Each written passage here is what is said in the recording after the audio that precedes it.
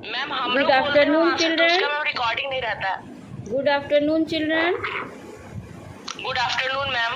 Yes, today we will continue chapter friction.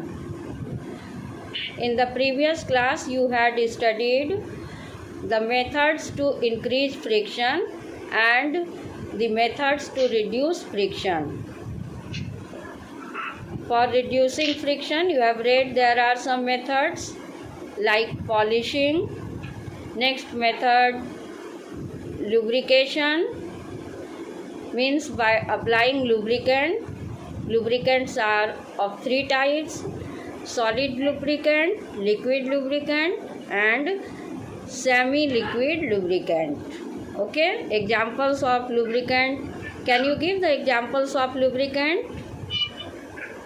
Yes ma'am. Yes ma'am, oils, grease, talcum powder. Very good.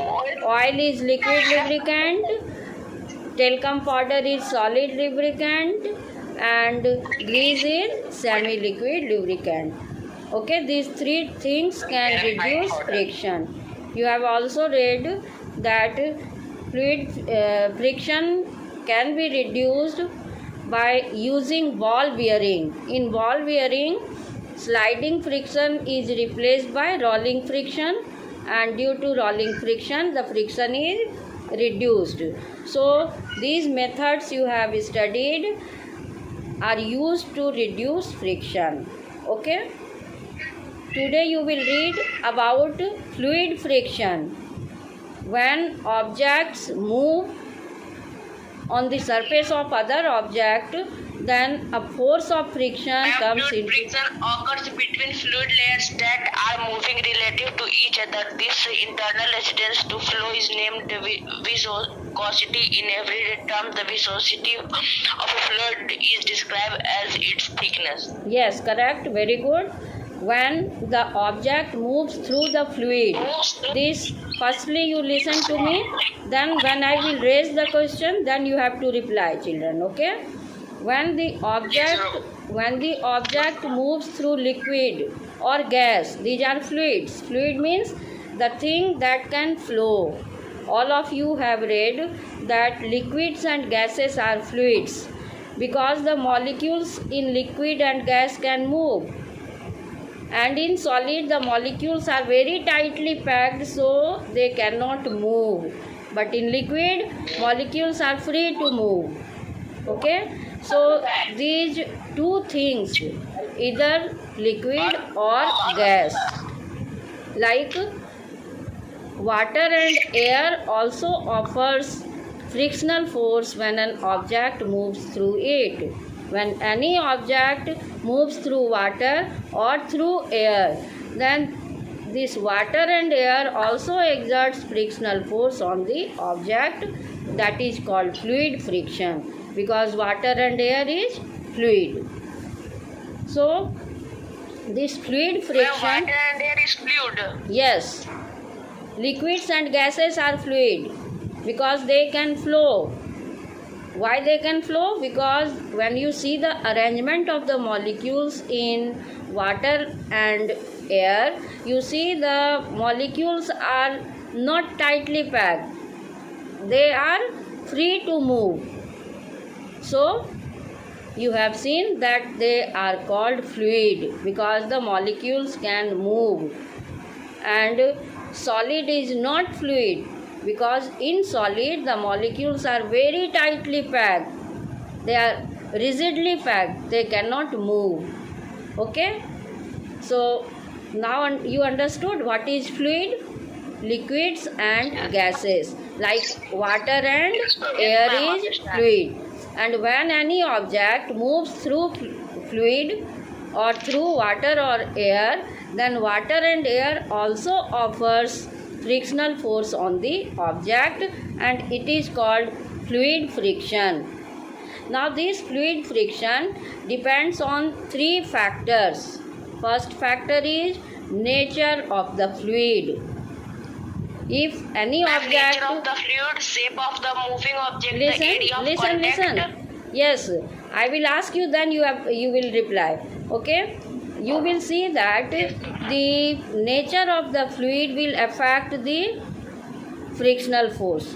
Now, if you want to float the paper boat in water or in glycerine, then the motion of the paper boat will be more in water than in glycerine, because if the liquid is thin, then the less frictional force is applied by the liquid. Am I clear?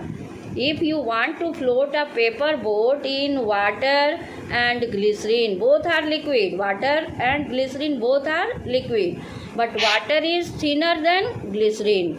So if the fluid is thin, then less frictional force will be applied by the fluid. Did you understand? Yes, ma'am. Ma'am, please explain again. If the fluid is thinner, then less frictional force will be applied by the fluid. For example, if you want to float the paper boat in water or in glycerine, you will observe the speed of boat is more in water than in glycerine. Speed is more means less frictional force is applied by water on the boat. Am I clear? अगर आप paper का boat बनाकर आप पानी में और glycerine दोनों में फ्लोट कराते हैं, तैराते हैं, तो आप देखिएगा कि पानी में बोट का स्पीड ज़्यादा होगा. स्पीड ज़्यादा होगा मतलब फ्रिक्शनल फोर्स कम लगेगा, क्योंकि वाटर थिन है ग्लिसरीन से. अब बात समझ में आई? Okay, so you have seen frictional force depends on nature of the fluid. Fluid का नेचर क्या है?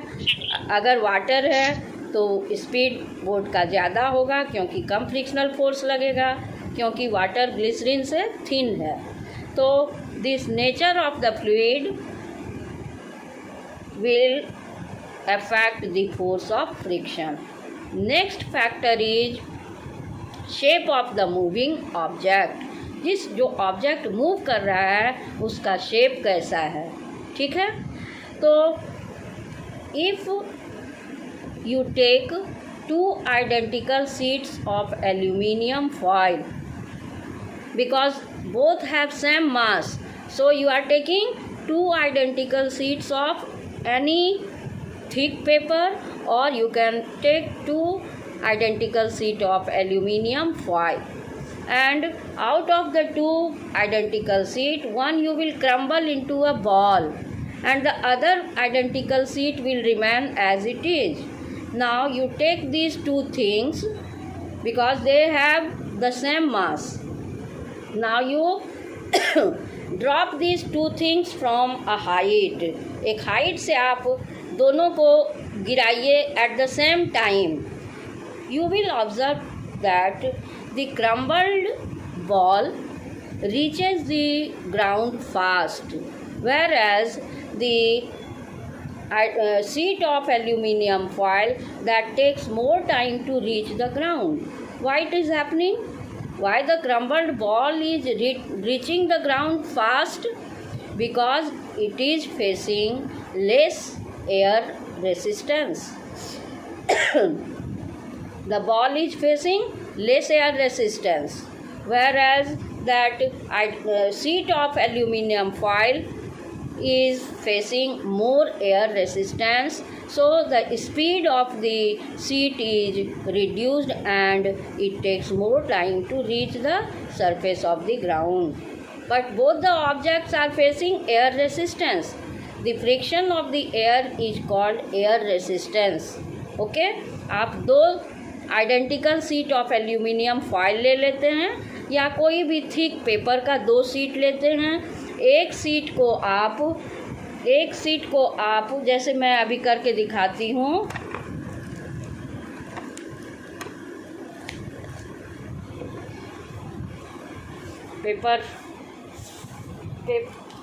पेपर का 2 शीट लेते हैं, एक को आप ऐसे ही रखते हैं और दूसरे को आप क्या करते हैं,